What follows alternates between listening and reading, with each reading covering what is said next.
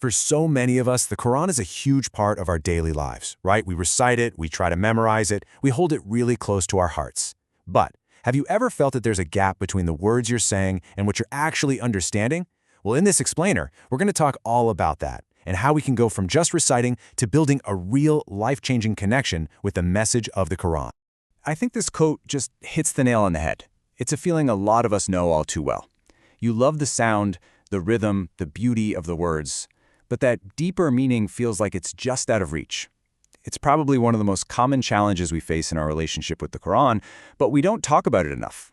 So that's the big question, isn't it? How do we close that distance? How do we turn our recitation from a monologue into a real conversation?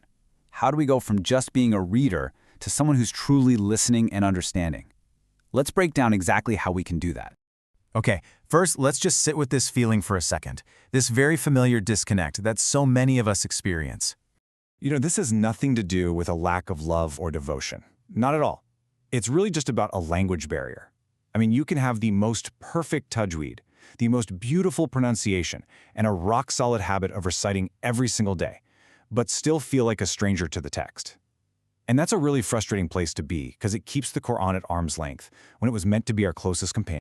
So why is it so crucial to bridge this gap? Well, because understanding is what turns a simple religious practice into an absolutely life-altering connection. Just look at the difference here. It's night and day. Without understanding, our relationship with the Quran can start to feel, mechanical. Salah can become just a routine, and recitation just a task we check off a list. But with understanding, everything changes. Salah becomes about being truly present. Recitation becomes deeply meaningful. The Quran goes from being a distant text to a daily guide you can't live without. And here's the thing. This isn't just some nice idea we came up with. It's a direct invitation from Allah. Again and again in the Quran itself, we're told to think, to reflect, to ponder its verses. But let's be honest, that kind of deep reflection is really, really hard, maybe even impossible if we don't have a handle on the language it was revealed. So if it's this important, why don't more of us try to learn? Well, that brings us to the single biggest obstacle, a powerful myth that stops so many people before they even think about starting. We've all heard this, right? And maybe we've even thought it ourselves. This idea that learning Arabic is like climbing this huge academic mountain, something that's only for super dedicated scholars with tons of free time. It just feels so intimidating that we don't even bother taking that first step. But what if I told you that was just not the full picture? What if the language of the Quran was way more accessible than you've been led to believe? Here's the wild reality. About 80% of the Quran's vocabulary comes from a pretty small core group of words that are used over and over again. Now, that changes everything. And this is such a crucial point. You don't need to become fluent in modern conversational Arabic to order a coffee in Cairo. What you really need is what we can call Quran-focused Arabic. It's a specific, targeted set of words and concepts aimed directly at understanding the divine text. It's a much, much more achievable goal. Okay, so now that we've totally busted that myth, what does a smarter, more modern way of learning actually look like? Instead of getting lost in some dusty old grammar book, a smarter approach breaks it all down into simple, effective steps. You start with those high-frequency words we talked about.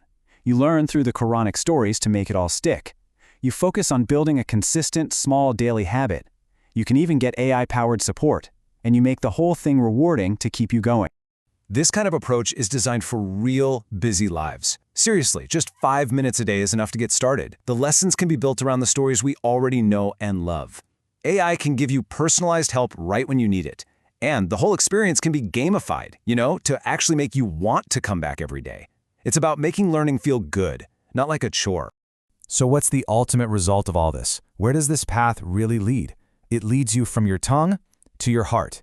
It takes you from just recitation to a true connection. And this is the first thing you feel, almost immediately. It doesn't take years and years. The moment you start recognizing a few words in your salah or during your daily reading, that barrier just starts to melt away. The text stops feeling so foreign, and it starts to feel like it's speaking directly to you. And that feeling of closeness, it creates this amazing positive cycle.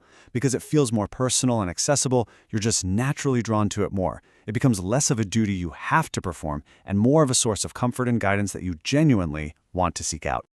That right there, that simple shift from feeling like you have to genuinely wanting to, that is the spark. That's the moment your entire relationship with the Quran begins to transform, opening up a whole new level of faith and understanding. So let's just quickly recap the key takeaways here. When you start to understand, verses you've read 1,000 times suddenly click and feel deeply personal. Your du'as, your prayers, they feel so much more intentional. You feel present in your salah instead of being on autopilot. And finally, the Quran becomes that true, daily companion it was always meant to be. And let's end on this one powerful truth. This journey isn't just for a select few. The Quran was sent for all of us, and that means it was sent for you. Understanding its message isn't some special privilege, it's your birthright as a believer. So really, the only question left is the one you see right here. The door to that deeper, more beautiful connection is wide open.